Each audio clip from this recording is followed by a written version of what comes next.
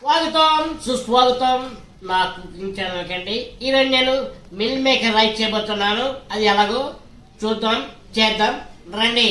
అండి కడాయి పెట్టుకున్న తర్వాత స్టవ్ ఆన్ చేద్దాం.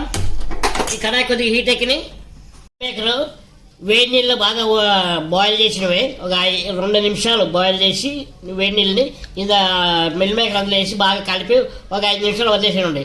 వదిలేసిన తర్వాత మళ్ళీ బాగా పిండి ఇవ్వండి, పిండిదేవండి డ్రైగా ఉంది చూసారా. ఇవి నెక్స్ట్ ప్రాసెస్కి వెళ్దాం రండి. ఆయిల్ వేసుకుందామండి. ఓకే, ఉల్లిపాయలు పచ్చిమిరపకాయలు వేసుకుందామండి. ఉల్లిపాయలు పచ్చిమిరపకాయలు ఇప్పుడు కొద్దిగా ఎగిరేద్దాం. మిల్ మేకర్ వేద్దామండి. ఆయిల్ ఫ్రై అవ్వాలి. ఇది మిల్ మేకర్. ఉప్పు వేసుకుందామండి. మిల్ మేకర్కి ఉప్పు పట్టాలా, అందుకే వేసుకుందాం. ఒక్కసారి కలుపుదాము. పేస్ట్ వేద్దామండి. వాటర్ వేసుకుందామండి. చాలండి వాటర్ ఇంత వేసుకుందామండి. ఒక స్పూను దీన్ని ఒకసారి కలుపుదాం. వేసుకుందామండి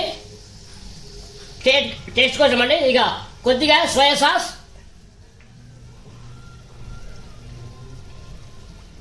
కొద్దిగా గ్రీన్ చిల్లీ వేసుకుందామండి. టేస్ట్ బాగుంటుంది. ఇది ఒక్కసారి కలుపుకుందామండి. మనం డ్రై అవ్వాలండి. డ్రై అయితే కొద్దిగా బాగా టేస్ట్ మొత్తం మసాలా అంతా ఇలా పట్టాలి కదా, అందుకని కొద్దిగా వేద్దాం. రైస్ వేసుకుందాం. చికెన్ మసాలా వేసుకుందామండి. నెక్స్ట్ కొద్దిగా ధనియాల పొడి వేసుకుందాం. చాలండి. ఇప్పుడు మొత్తం ఒకసారి మనం మిక్స్ చేసుకుందామండి దీన్ని. ఇప్పుడు మనము కొత్తిమీరతో గార్నిష్ చేసుకుందాం మొత్తం. ఓకే, చూద్దాం. ఓకే, అయిపోయిందండి. చేస్తానండి.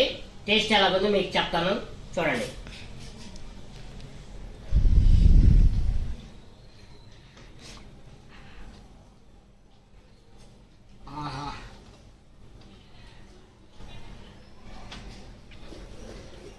సూపర్గా ఉందండి. చాలా టేస్ట్గా వచ్చింది. మిల్ మేకర్ రైస్ చాలా టేస్ట్గా ఉంది.